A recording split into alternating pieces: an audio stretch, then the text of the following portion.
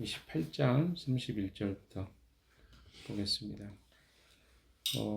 31절에 보시면 에봇에 달린 겉옷을 만들되 청색으로 만들어라, 이렇게 이야기가 되어 있습니다. 우리가 지난번에도 봐왔던 내용이죠. 그래서 그 에봇의 그 다음에 입는 옷이 맨 마지막에 에봇이고 그 안에가 겉옷인데 그게 청색으로 만들라는 것입니다. 32절에 그 겉옷 한가운데 머리를 넣을 구멍을 내고 그 구멍에 둘레를 갑옷 새끼처럼 단단히 홀쳐서 찢어지지 않도록 하라. 이게 무슨 말인지 갑옷을 입을 때 여러분이 뭐 잘 아시는 분들은 구멍 내서 거기다 머리 집어넣고 팔 집어넣고 하잖아요. 그런 것처럼 그리고 옆쪽은 옆구리 쪽 같은 데는 이렇게 갑옷처럼 이 구멍을 내고 이걸 잡아 당기면 갑옷이 이렇게 짱짱하게 옷을 변하게 되죠. 그런 형태로 지금 겉옷을 만들라는 거죠. 네. 자, 33절 시작. 그리고 겉옷자락 둘레에는 청색 실과 자주색 실과 홍색 실로 석류 모양의 술을 만들어 달고 석류술 사이사이에 금방울을 만들어 달아라. 그림을 좀 보셔야 이거는 이해가 될 것 같아요. 그림에 제가 보내드린 그림이 있습니다. 보시면 네 번째인가요? 다섯 번째 맨 마지막 거 보시면 금방울과 석류 장식이죠.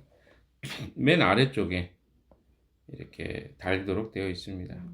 그래서 하나는 금방울과 하나는 석류 장식입니다.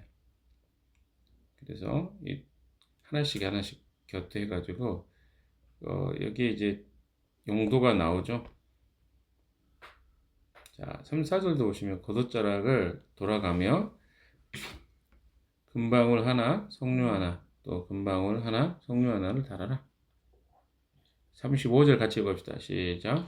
그리하여 아론이 제사를 드릴 때 이것을 입게 하여라. 주의 앞 성소를 드나들 때 방울 소리가 나면 그가 죽지 않을 것이다. 여기서 재밌는 부분이 나오죠.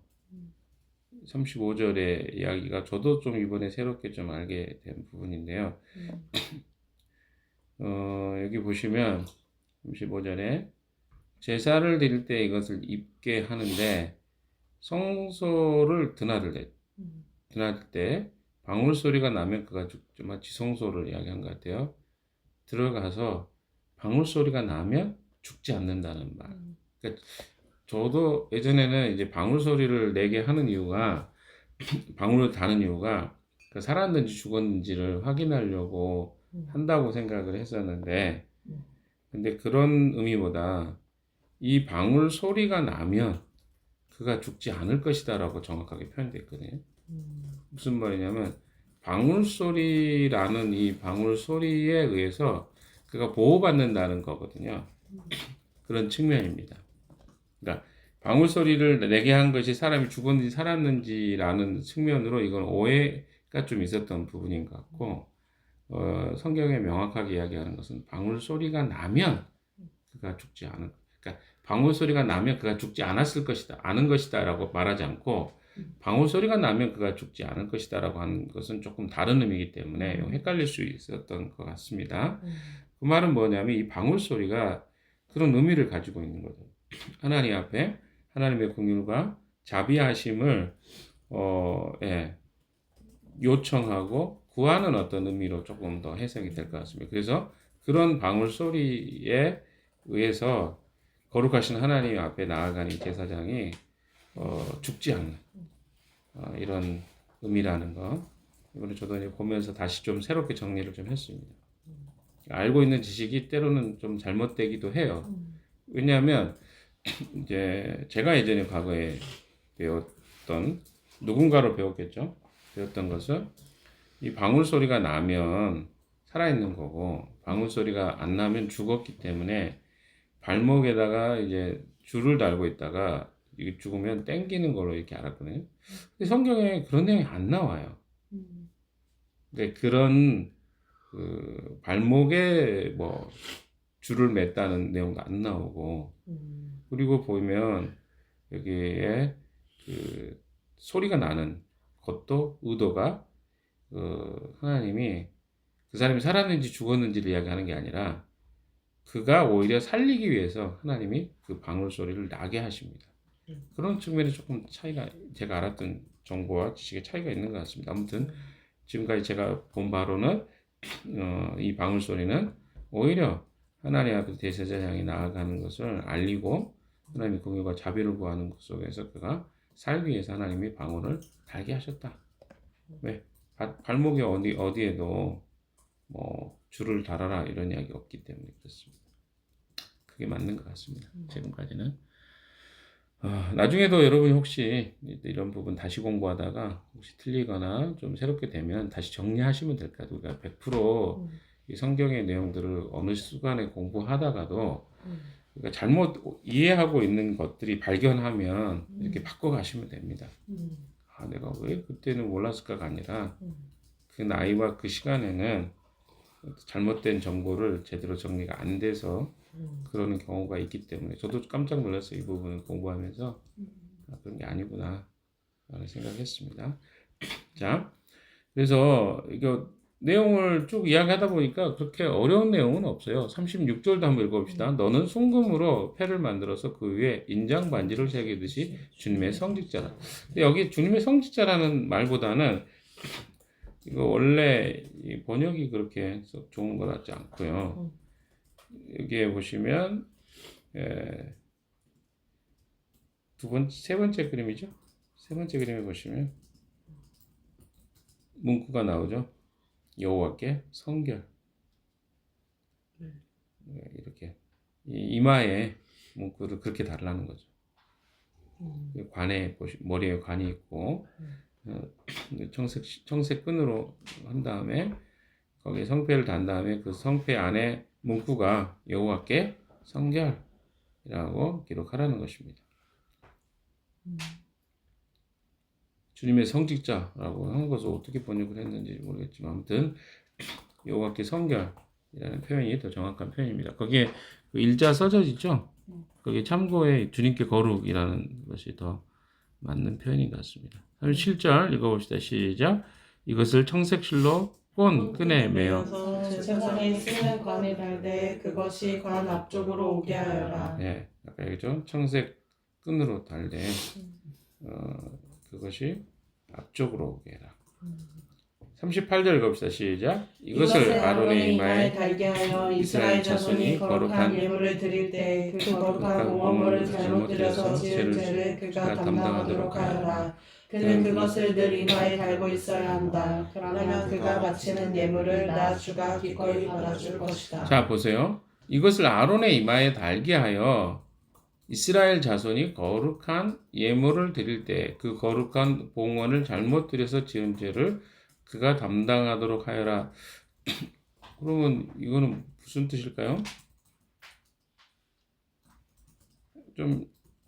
조금 오해될 만한 소지가 있는 부분이 있는 것 같습니다.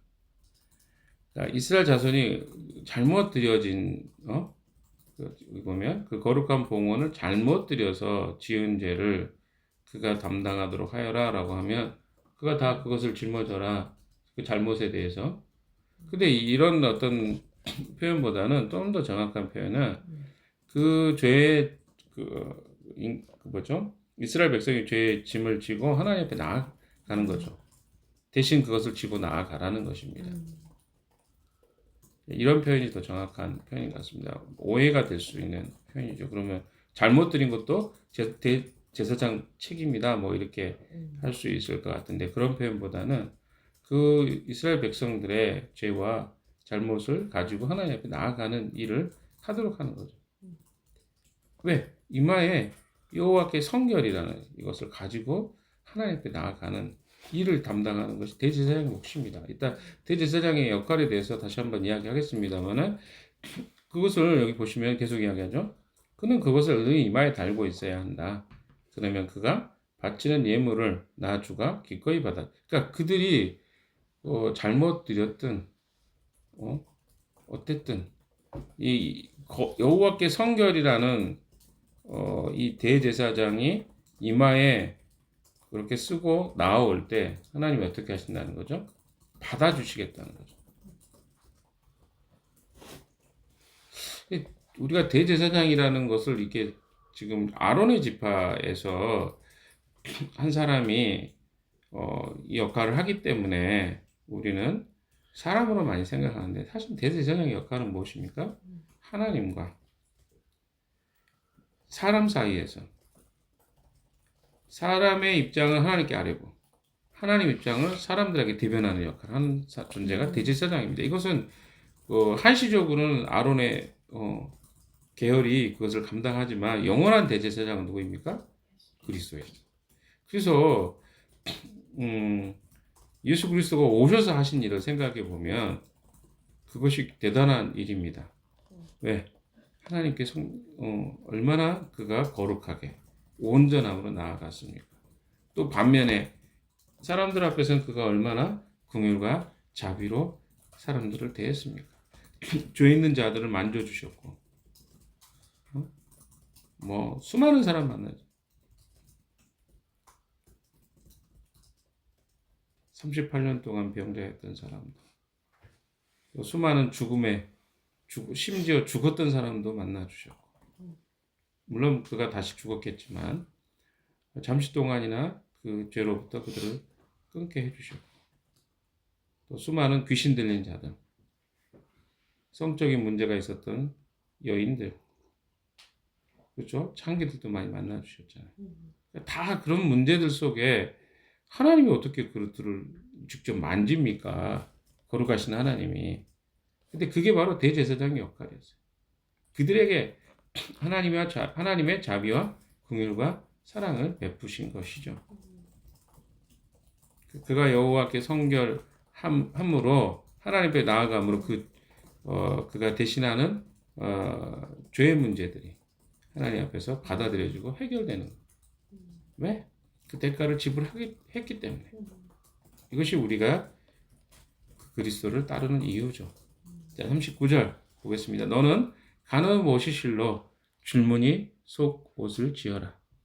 가는 모시실로 제사장이 쓰는 관을 만들고 수를 놓아 예복의 허리띠를 만들어라. 자, 여기 보면 이제 두 가지 그림이 나옵니다. 제가 세 번째인가요? 그림을 좀 드렸습니다. 그러니까 대제사장의 옷과 일반 제사장의 옷이 차이가 있습니다. 보이시나요? 네? 보이세요? 못 찾았어요? 마지막 그림. 여기 앞에 있는 사람들이 못 찾아가지고. 이상민 못 찾았어? 네, 맞습니다. 말을 안 해. 계속 물어보는데. 진짜 당황스럽네. 나 지금 계속 물어보는데 대답을 안 하니까 못 찾은 줄 알았죠. 이거 녹음 없애야 된대. 아무튼 자 보시면 대제사장의 옷은 머리에 두건이 좀 다르죠. 예, 관복도 좀 다르고 그 다음에 어떻습니까? 허리띠는 거의 비슷한 것 같습니다. 그러나 에봇이 없죠. 그리고 무엇이 없습니까? 겉옷이 없습니다. 이 차이가 이렇게 보이죠. 나머지 이제 그 속옷은 똑같은 거죠. 그러나 이런 차이가 명확합니다. 아론의 자손들하고 일반 제사장들의 차이. 제사장은 어떤 사람들입니까? 성소에서 섬기는 사람들. 성소에서 일을 담당하는 사람. 대제사장은 누굽니까? 유일하게 한 명밖에 없어요. 어떤 일을 합니까? 지성소에 들어갈 수 있는 일을 하는 사람. 이 차이가 있는 거죠. 하나님 사람을 구별하기 위해서가 아니라 그 하는 일에 따라서 이것을 차이를 좀 두셨던 것 같습니다. 자, 40절도 한번 봅시다. 아론의 아들들에게 입힐 속옷을 만들어라. 그들이 입힐 허리띠를 만들고 그들이 쓸 관도 만들어서 그들이 영화롭고 아름답게 보이도록 하여라. 너의 형 아론과 그의 아들들에게 그것을 입히고 그들에게 기름을 부어서 제사장으로 세우고 그들을 거룩히 구별하여 나를 섬기게 하여라. 구별해서 섬기라는 거죠. 아론의 후손들에게만 그 일을 맡긴 겁니다. 제사장, 대제사장이죠.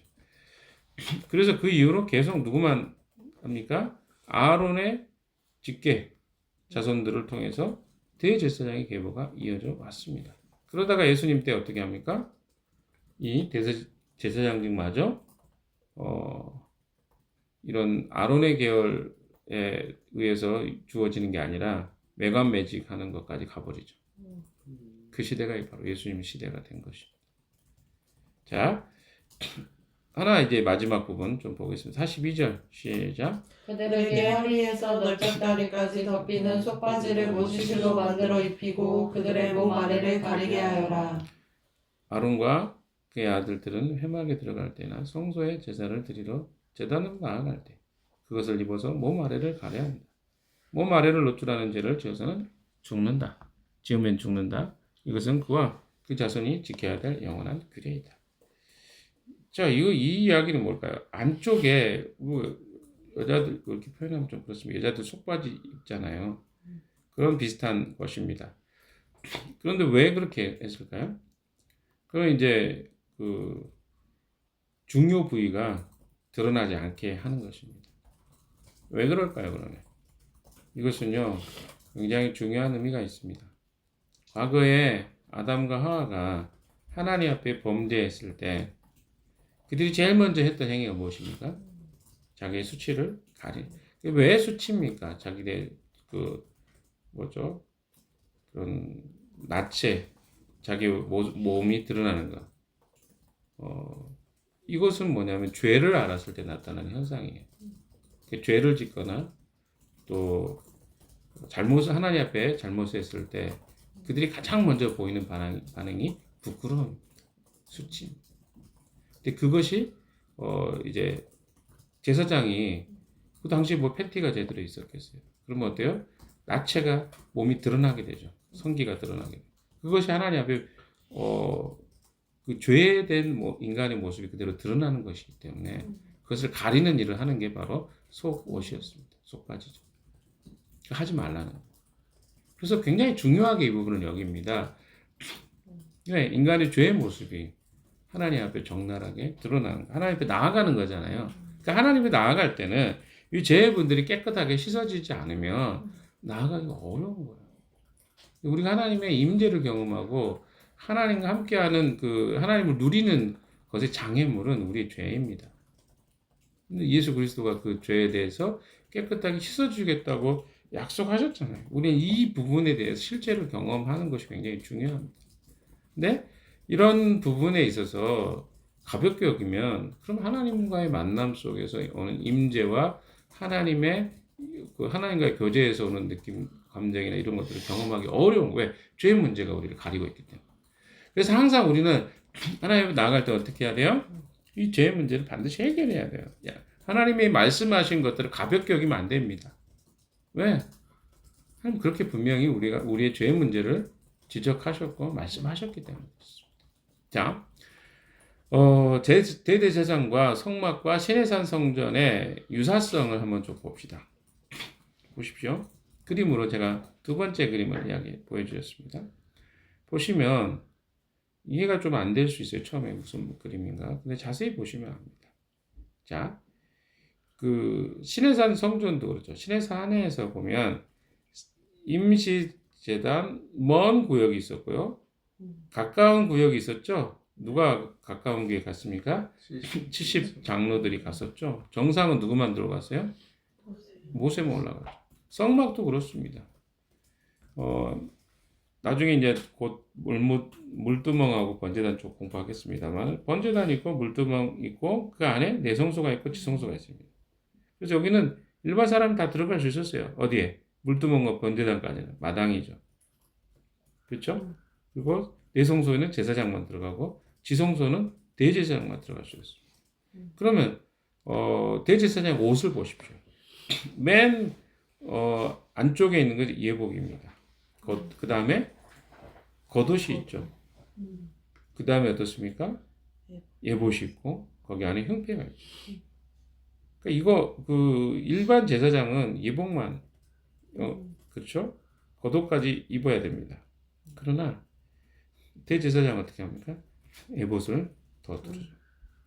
하나님의 임재를 더 이게 구별이 돼서 그 옷과 예복 사이에서도 차이가 난다는 것을 여러분 좀 볼 필요가 있습니다. 이해되셨나요? 네. 자, 오늘 좀 마지막으로 결론 부분으로 좀 이야기를 하고 좀 마치겠습니다.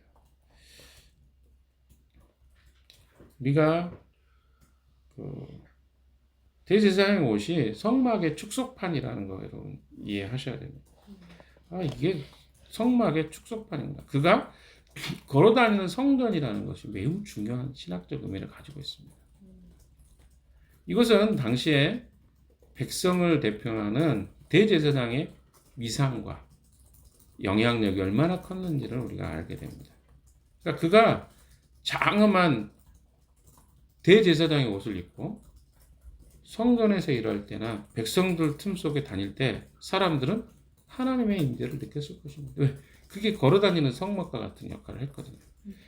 가슴에 달린 12개의 보석이 박힌 흉패에서 또 어깨에 호마노 보석이죠. 이마의 금빛 성패에서 그들은 하나님의 영광과 광채를 느꼈을 것입니다. 그러니까 신약에서도 예수님이 다니시면 뭐가 돼요? 걸어다니는 성전이었잖아요. 성전이었잖아요. 거기서 누구를 입니까? 하나님의 영광이 드러났어요. 우리가 하나님의 영광을 보았는데 독생하신 하나님의 영광이었다. 그러니까 하나님이 인간에게 나타나신 영광이 누구에게? 예수 그리스도, 대제사장인 예수 그리스도를 통해서 드러나게 되었다는 거죠. 자, 그런데 여기서 우리가 이제 중요하게 봐야 될 것은 신약에서는 예수 그리스도를 믿는 그리스도인들의 모임을 교회라고 합니다. 근데 교회를 뭐라고 지칭합니까? 하나님의 성령이 거하시는 성전이라고 부릅니다. 네 몸이 하나님이 거하시는 거룩한 성전인 것을 알지 못하느냐라고 고린도전서에 이야기하죠. 동시에 이것은 무엇을 의미합니까? 그리스도인 개개인이 성령에 내주하시는 거룩한 성전이라는 것을 이야기합니다. 그러니까 우리가 성전인 거예요. 우리 안에 누가 계셔요? 거룩하신 하나님의 성령이 계십니다. 그러니까 이 말은 뭡니까? 거룩한 백성들을 뭐라고 이야기하냐면 너희를 왕 같은 제사장이요. 이렇게 지칭하잖아요. 베드로전서에서는. 그러니까 그리스도인은 대제사장이신 예수 그리스도로 옷을 입은 존재라는 거야. 그러니까 우리가 누구예요? 대제사장으로 옷 입은 존재예요. 우리 옷을 벗으라 그러잖아요. 에베소서에서는 뭘로 옷 입으라? 그리스도로 옷 입으라. 그래서 그리스도인의 신분은 거룩한 나라의 왕 같은 제사장이요. 근데 뭡니까? 대제사장에 비교될 만한 왕급 제사장의 신분을 지닌 사람들인 거예요. 그러니까 또 하나 이야기해 봅시다. 예수님의 죽으심과 더불어서 성소의 휘장이 찢어졌다 그랬어요. 이것은 뭡니까? 그리스도를 믿는 모든 그리스도인들이 지성소에 제한 없이 입장할 수 있게 되었다는 거죠. 원래 대제사장만 거기 안에 들어갈 수 있었거든요. 그러면 다른 말로 그리스도인과 믿는 자들을 뭐라고 지칭하는 것입니까? 대제사장격으로 상승시켜 주신 거죠. 우리를, 신분을. 지금 이게 대단한 일입니다. 그러니까 우리는 걸어다니는 뭐가요? 대제사장이 된 거예요. 어떻게 보면. 왜? 대제사장들만이 지성소에 들어갈 수 있는데 우리를 지성소에 들어갈 수 있는 존재로 만드셨잖아요. 그럼 우리가 어떤 존재? 대제사장. 그러면 하나님이 우리에게 요구하시는 건 뭘까요? 이야기했잖아요. 죄에 대해서, 의에 대해서, 그리고 악에 대해서 철저하게 우리가 하나님 앞에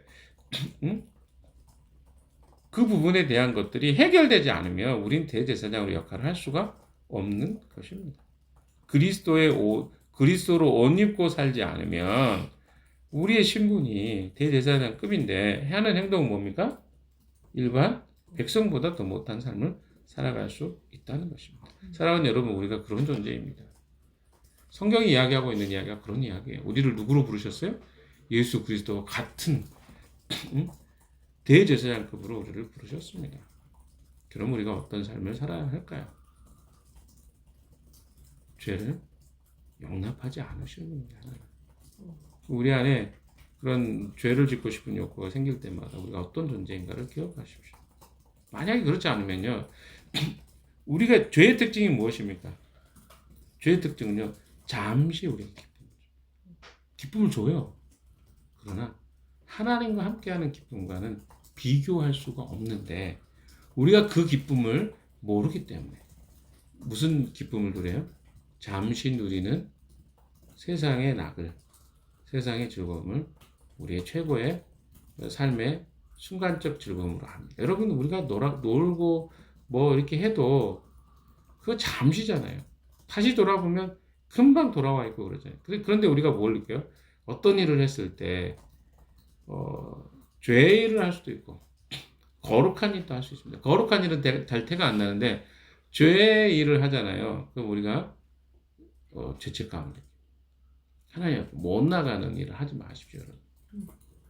그걸 여러분이 오늘 하루도 기억하셔야 됩니다. 안 그러면 우린 자꾸 죄 짓는 것에 가요.